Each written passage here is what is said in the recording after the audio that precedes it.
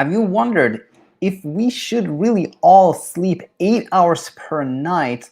Have you perhaps also wondered how much you actually sleep, particularly when it feels like you didn't sleep much at all? Well, if so, this edition of Heard Online, I think, will be really, really helpful for you. I have a special study, and I've actually hesitated for a long time. And when I say long time, I mean like the last 3 years. Uh, uh, you know, I hesitated about sharing this. And the reason I've hesitated is the following: that it, when we look at the results of the study, someone who's really in an intense struggle may say, "Hey, Daniel, this just cannot be true," and I don't think it is when you're in a very intense struggle. And all what I'm saying now is a little, preamble. It will make sense as we go further. So, anyways, what are we looking at here? Well, this is a pretty large study from Pennsylvania group, and I put together methods here. They basically, what they wanted to look at was what's the difference in objective sleep duration from like EEG, like polysomnographic data, and that which we estimate our guess of how much we sleep. So they called 1,741 random adults in Pennsylvania. I think they called like their landline. This is from 2011, and asked if people wanted to, take part in a study. 1,300 completed a questionnaire about their sleep, and 724 of those reported no insomnia and no significant sleep problems. And this became the control group. Okay. Now, 142 reported having had insomnia for more than a year, and this became the insomnia group. I think those who reported having insomnia for less were not included. Now, an interesting thing when you look at this study is that 383 were excluded. They were not included because they had poor sleep. And this is, the first time that or actually, this is the time where we're going to jump into the actual article and learn more. So let's start by looking at these 383 individuals that were not included. Why were they not? This was really interesting to me. So we already know that the total number of those in the insomnia group were 142, and here 303 were excluded because they reported poor sleep as defined above. And how do they define that? Poor sleep was defined as a moderate to severe complaint of difficulty falling asleep, difficulty staying asleep, early final awakening, or unrefreshing sleep. When I read that, I was thinking, to me, that sounds like insomnia. you know Maybe there was some specific reasons for some of them, like some objective external reason for this. But when we hear of like it's difficult for me falling asleep, I wake up early, to me that sounds like insomnia, which then makes the numbers very different, because instead of like 142 who said I have insomnia, if we add like 383 to that, we get a really big number. Then almost half of the study population would have insomnia, which is just worth taking note of. Anyways, let's jump to the kind of the real conclusions here. And before we do, I want to share one thing about this study, which was that they divided everyone, both the controls and insomnia groups, into a long sleeper and a short sleeper group. And the cutoff was 6 hours. So those who were sleeping more than 6 hours objectively, based on the EEG, were in one group, and those who slept less than that were in one group. And now we're going to look at this, the estimation of these two groups. So in the group that had, that were control groups that didn't have any struggle sleeping, and that also slept more than 6 hours, it's this group, their objective sleep duration was 6.6 hours. So the control group that objectively slept more than 6 hours, their actual sleep was 6.6 hours. Now, looking at the second group, the one that had insomnia and also objectively slept more than 6 hours, how much did they sleep? Well, the number is 6.6 hours, exactly the same. So the long sleeper controls and the long sleeper insomniacs slept exactly the same, objectively speaking, exactly the same. So how about the group that slept less than 6 hours, or those two groups?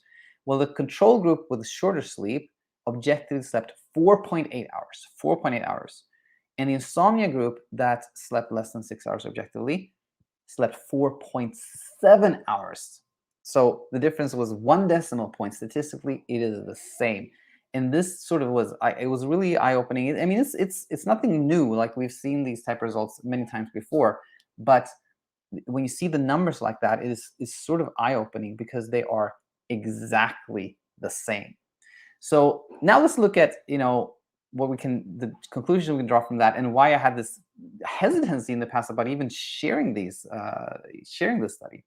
Well, three conclusions here is that one, clearly this supports, what we also know from many other studies, which is that the 8 hour sleep is a myth. You know, uh, most people actually sleep around 6 hours, and I think that's why they choose this cutoff, because that's sort of average. So if you choose the cutoff of 6 hours, you get some here and some there, right? And I think this is really helpful to know. Now, second conclusion is that when we are not struggling with sleep, when we don't have insomnia, we overestimate how much we sleep, typically by about an hour. When we struggle with sleep, when we have insomnia, we underestimate how much we sleep, typically by about an hour. And now here's the thing. Please note, here's the thing I want to share. I believe that this isn't entirely true when you're in that intense struggle. If you've been in this, you are in this moment, or you've been in this stretch where you feel like I was up the whole night. I was literally up the whole night. Then, hearing what I say can make it sound like, hey, Daniel, are you saying that this isn't true at all, that I sleep just as much as everybody else? No, I don't believe this is true in that intense struggle. And I just really wanted you to know that. But I do think, even though in the intense struggle, there is a component of sleep misperception. Often we have guests on this channel who share that, looking back on when the struggle was really intense, they say, I thought I didn't sleep at all, but looking back, I probably slept a little bit. So just want to share that. A third conclusion: insomnia is very common, and we see in this study that they probably had many more people that could have been in the insomnia group than they included there. Now, how can all this be helpful to you? Well, I think firstly, we can see that when we're less pressure to sleep an ideal amount, like 8 hours, that always helps. Anything that makes us less pressure to sleep is so helpful. So I thought that was number one. Number two, oftentimes knowing that when you're having some struggle with sleep, knowing that you're actually sleeping more than you think can be reassuring, because anything that makes us feel like, oh, this is nothing strange is happening, is really helpful. And point number three is very similar to this one, which is that just knowing that insomnia is not uncommon at all, knowing that you're not alone, that just feels good. It makes us feel like, there's nothing strange with us. We're just another human being on this planet.